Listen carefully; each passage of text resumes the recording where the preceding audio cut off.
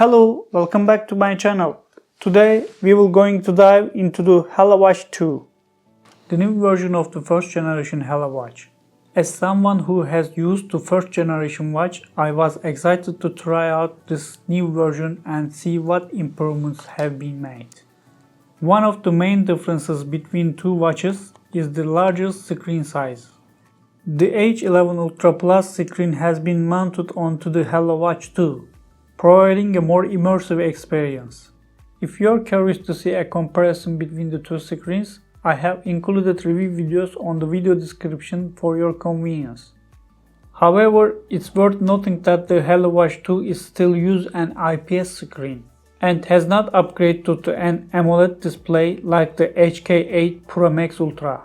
Additionally, uploading a 2MB music track still takes more than 5 minutes, which has also an issue with the first generation watch. Another point to mention is that some of the icons in the sport mode, such as rolling machine and the elliptical machine, were wrong in the first version and have not been fixed in the new version. It's a minor issue, but something to keep in mind. On the positive side, the HelloWatch 2 includes an NFC chip. Although it's strange that there is no NFC card app to go along with it. Overall, the design of the watch is great and functions well, but there are a few issues that you should be aware of before purchasing. I already mentioned them.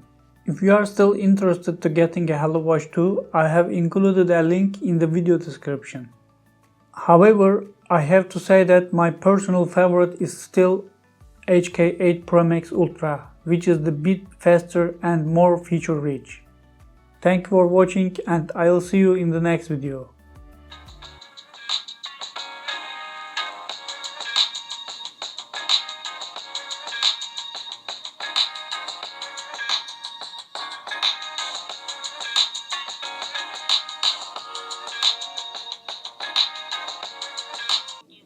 Korunmasını önemsiyoruz.